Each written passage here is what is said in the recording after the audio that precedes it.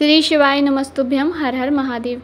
17 सितंबर से पितृपक्ष श्राद्ध पक्ष प्रारंभ हो रहा है, जो कि 2 अक्टूबर तक चलेगा। तो श्राद्ध पक्ष के दौरान किए जाने वाले पूज्य गुरुजी ने अपनी कथाओं में पहले से बता के रखे हैं। उन उपायों की हम बात करेंगे कि श्राद्ध पक्ष में कौन से उपाय करने से पितृदोष दूर होता है और पितरों की कृपा परिवार पर बरसती है, जीवन में दुख खत्म होते हैं और जीवन में चल रही परेशानियां दूर होती हैं।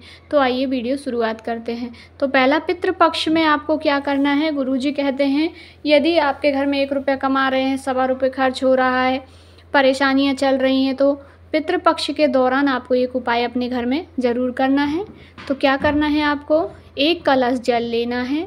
उस कलश में यदि आपके पास रुद्राक्ष है तो रुद्राक्ष डाल दीजिए और 1 चावल का दाना डाल दीजिए। 1 चावल का दाना और 1 रुद्राक्ष डालकर उसे आपको दोपहर में 10 से 12 बजे के बीच में कलश के जल में रुद्राक्ष और 1 चावल का दाना डालकर उसे अपने घर में, रसोई घर में, किचन में जहाँ पीने का पानी रखा होता है परिंदा, उस परिंदे के पास उस कलश को रख देना है। उसके ऊपर छोटी सी कटोरी भी ढाँक कर रख दीजिए। जल कलश को रखे रहने देना है। शाम को प्रदोष काल में उसी ही जल के कलश के पास आपको एक लंबी बत्ती का घी का दीपक प्रज्वलित करना है। बत्ती का मुख दक्षिण दिशा की ओर होना चाहिए। पितरों के निमित्त हम कोई भी कार्य करते हैं तो दक्षिण की ओर मुख करके ही करते हैं। तो शाम को प्रदोष काल में एक दीप प्रज्वलित कर दीजिए। उसके बाद उस कलश के जल को वहीं पर रखा रहने दीजिए, रात भर रखा रहने दीजिए। अगले दिन 10 से 12 बजे के बीच में उस कलश के जल को शिवालय ले जाकर भोलेनाथ की शिवलिंग पर अर्पित करना है। रुद्राक्ष को आप पहले ही निकाल के रख लीजिए। चम्मच की सहायता से जल में हाथ मत डालिएगा, जल में चम्मच डाल के रुद्राक्ष को निकाल लीजिएगा, या जल भोलेनाथ की शिवलिंग पर चढ़ाते समय रुद्राक्ष आपका शिवलिंग के ऊपर गिर जाएगा, तब भी आप रुद्राक्ष को उठाकर ला सकते हैं। यह उपाय आप चाहें तो पूरे 16 दिन श्राद्ध के दिन में कर सकते हैं, या तो आप 1 दिन कर सकते हैं, पर कीजिएगा ज़रूर। यह विशेष श्राद्ध पक्ष में किया जाने वाला उपाय है। इससे पितृदोष दूर होते हैं और पितरों की कृपा बरसती है। दूसरा उपाय, श्राद्ध पक्ष में जब आप होम लगाएं तो होम लगाने के बाद, हवन करने के बाद उसमें जल का अर्घ ज़रूर दें। और जब आप गाय को रोटी खिलाएं तब भी थोड़ा सा जल उनके मुख में ज़रूर दें।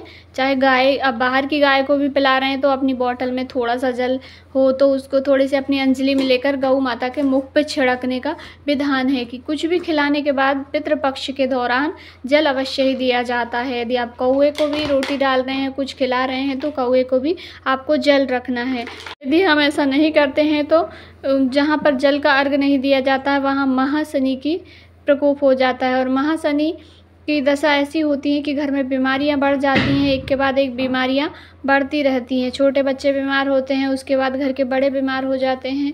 तो आपको जल अवश्य ही देना है। जब आप होम लगाएं तो उसके बाद जल का अर्घ दें और गाय को रोटी दें, तब भी गाय को मुख में जल ज़रूर से ही लगाएं। या तो आप बाल्टी में भर के, तगाड़ी में भर के भी गाय को जल पिला सकते हैं, अन्यथा आप बाहर कहीं रोटी दे रहे हैं तो आप थोड़ा सा मुख में जल लगा दीजिए। तीसरा उपाय, भगवान नारायण और भगवान भोलेनाथ के मिलन से एक भगवान का रूप प्रकट हुआ है, उसे विषकपि या बृषकपि अवतार कहते हैं। गुरुजी कहते हैं, पितृपक्ष के दौरान, पितृपक्ष में आप गौ माता को एक रोटी के अंदर थोड़ी सी खीर रखकर या कुछ मिष्ठान रखकर या गुड़ रखकर या शक्कर रखकर और एक गाय को अपने दरवाजे के बाहर, यदि गाय आपके घर में है तो आप दरवाजे के बाहर रोटी दे दीजिए, या आपके दरवाजे पर गाय आ जाती है कहीं से तो उसको विषकपि या बृषकपि का नाम स्मरण करके गाय को एक रोटी खिलानी है, उसमें मीठा रख के, और उसके बाद उसके मुख में जल अवश्य ही दीजिएगा, या जल आप पिला सकते हैं। इससे भी पितृदोष दूर होते हैं और पितरों की कृपा बरसती है, भगवान का आशीर्वाद प्राप्त होता है।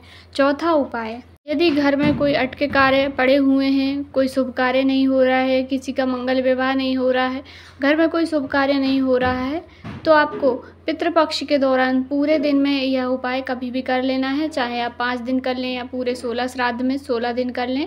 आपको क्या करना है, थोड़ा सा आटा लेना है और अपने मुख्य दरवाजे के दोनों ओर छोड़ना है। सुबह से लेकर शाम तक कभी भी छोड़ दें तो आपको थोड़ा थोड़ा सा आटा दोनों ओर छोड़ देना है। उसके बाद जब पितृपक्ष पूरा हो जाएगा, जब अमावस्या तिथि आएगी, उस दिन आपको एक दीपक लंबी बत्ती का किसी भी जलाशय, नदी, तालाब, जहाँ पर भी हो, जलाशय के स्थान पर एक दीपक जलाना है। तो इस उपाय के अंतर्गत आपके घर में मंगल विवाह या कोई भी शुभ कार्य 1 माह के अंदर अवश्य ही होगा। यदि किसी की शादी नहीं हो रही थी तो शादी भी पक्की ज़रूर होगी, ये निश्चिंता है। 5वां उपाय, यदि किसी नारी को संतान की प्राप्ति नहीं हुई है, संतान प्राप्ति में बाधा आ रही है या कोई भी किसी भी मनोकामना की पूर्ति के लिए भी आप इस उपाय को कर सकते हैं। यह बहुत ही सरल और आसान उपाय है और पितृपक्ष की शिवरात्रि जो आती है, पितृपक्ष में शिवरात्रि में यह उपाय करना है। केवल शिवरात्रि के दिन सुबह या शाम में, दोनों समय में से कभी भी आप कर सकते हैं। केवल एक सफ़ेद पुष्प लेना है और अपनी मनोकामना कहकर, यदि पुत्र प्राप्ति की कामना है तो वह कर लीजिए, या किसी भी प्रकार की विशेष जो भी मनोकामना है वह करके भोलेनाथ की शिवलिंग पर आपको एक सफ़ेद पुष्प अर्पित कर देना है। बस इतना सा ही यह उपाय है। केवल श्राद्ध पक्ष की शिवरात्रि पर ही किया जाता है। अवश्य ही कीजिएगा, जो भी कार्य होगा वह पूरा अवश्य ही होगा। 6वां उपाय, गुरुजी ने कहा यदि आप श्राद्ध पक्ष के दौरान ब्राह्मण को भोजन कराते हैं, उसके बाद उन्हें दक्षिणा देकर तिलक लगाते हैं तो आपको एक ब्राह्मण के भोजन का पुण्य प्राप्त होगा। और पर यदि आप श्राद्ध पक्ष में ब्राह्मण को भोजन करा रहे हैं, दक्षिणा दे रहे हैं पर तिलक नहीं लगा रहे हैं तो आपको 1000 ब्राह्मण के पुण्य प्राप्त होगा, 1000 ब्राह्मण को भोजन कराने के बराबर। तो आपको श्राद्ध पक्ष में एक बात का ध्यान रखना है कि ब्राह्मण को भोजन कराने के बाद तिलक नहीं लगाना है। केवल श्राद्ध पक्ष में ही तिलक नहीं लगाना है, बाकी आप कभी भोजन कराएं तो अवश्य ही तिलक लगा सकते हैं। पर श्राद्ध पक्ष में यदि आप ब्राह्मण को तिलक नहीं लगाएंगे तो आपको और भी अधिक ब्राह्मण के फल प्राप्त होगा और पुण्य की प्राप्ति होगी। गुरुजी ने अपनी कथाओं में श्राद्ध पक्ष के, पितृपक्ष के कई सारे उपाय बताए हैं। इसी प्रकार आपको वीडियो मिलती रहेगी। आगे पार्ट 2 करके वीडियो आएगी। तो श्राद्ध पक्ष से अन्य कोई उपाय आप जानना चाहते हैं तो अवश्य ही बताएं। आज की जानकारी आपको थोड़ी सी भी उपयोगी लगी हो तो वीडियो को लाइक जरूर करें। सारे ही उपाय पूज्य गुरुजी पंडित प्रदीप जी मिश्रा की कथा के हैं। अवश्य ही कीजिएगा। श्री शिवाय नमस्तुभ्यम।